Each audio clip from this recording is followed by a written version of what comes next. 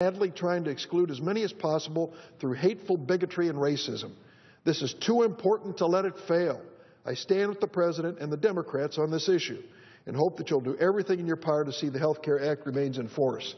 Now take a look at what's going on out in this country. There have been senators from states that have come to the floor, and I'll use as an example the senators from the Commonwealth of Kentucky, both of whom have come to the floor and called for the repeal of the Affordable Care Act. Well, let's take a look at the numbers. With a flawed startup, which I'll readily concede, what is going on in the state of Kentucky?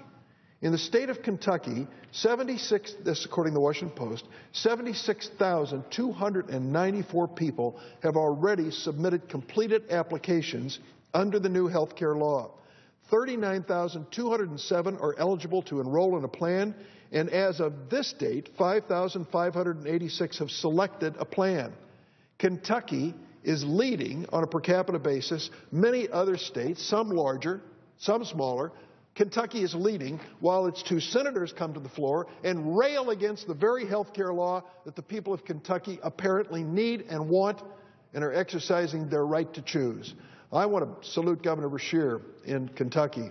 He stepped up and said, get out of the way. If you don't want to help Kentuckians to good health care, then get out of the way. We're going to give him a chance, and he's doing it. Other states fighting the president, fighting Congress tooth and nail. They aren't going to cooperate at all. And we wonder why the startup has been slow. Without that cooperation, it makes it more difficult. I'm not making any excuses for the website. It's got to be improved. It's got to be better, and it will be. Take a look at that experience in Massachusetts. Senator from California talked about that earlier. During the first month of enrollment in Massachusetts, 123 people signed up. In the first 30 days. By the end of the year, though, 36,000 had signed up. The number of uninsured young people went from 25% to 10% within 3 years. Massachusetts today, because of the leadership of Governor Mitt Romney and the cooperation of the Democratic legislature in that state, has nearly universal health insurance coverage. However, the rollout has problems, just as ours is.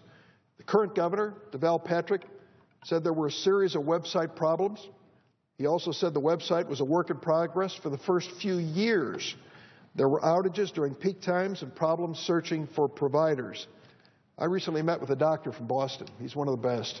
He said people in Massachusetts can't remember what it was like before. They can't remember what it was like before people had health insurance. This doctor is an oncologist. He deals with people who are diagnosed with cancer. He had a 19-year-old woman come into his office before they had this version of the Affordable Health Care Act in the state of Massachusetts. And he said to her, we can cure you, but we've got to really do this aggressively. It's going to take chemo, it's going to take radiation, and it's going to take surgery. This 19-year-old young woman said, please don't tell my parents. I can't afford to pay for this. If they hear this, they're going to mortgage their home to pay for my medical care, and I don't want them to do it. Well, the parents learned. And the parents made the decision, and they mortgaged their home, and their daughter's life was saved. This oncological doctor, this cancer doctor, said to me, Senator, I've never run into another case like that since Massachusetts passed its Affordable Health Care Act, since people have basic insurance and basic protection. The life and death choices that people make every single day should be front and center here, and not the political squabbles that have become the trademark of this town.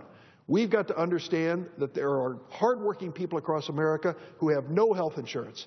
There are families with people with pre-existing conditions who can't get a decent policy. They're going to be given their chance. We'll be a better America for it. And I would say to the Republican critics, after this is in place, after thousands, maybe even millions of Americans have signed up, you're not going to take it away.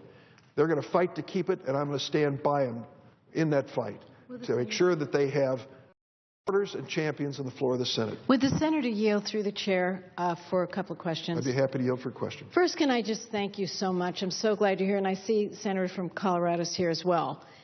It was so interesting to see Republican senator after Republican senator come down here to focus on one of the problems we're having and are going to fix.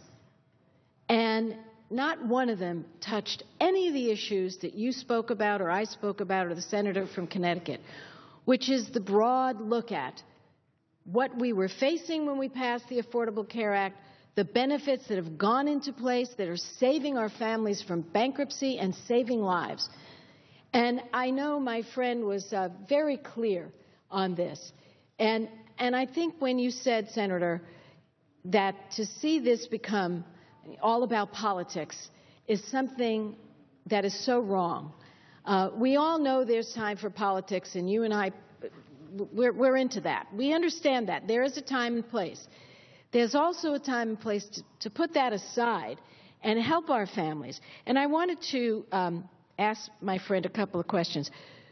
Do you not remember, as I do, that years ago, as we were facing a crisis in health care in this nation, before the Affordable Care Act, that we found out from constituents over and over that their insurance company would walk away from them just at the time that they got sick? They thought they had a policy, like some of our people think they have good policies that don't meet the standards, but when they got sick, I remember constituents saying they'd get a call saying, you know, back 5 years ago, you didn't mention the fact that you once had high blood pressure. We're sorry. We're canceling your policy. Does my friend remember that? And does my friend remember learning, as I did with shock, that being a woman was really a precondition?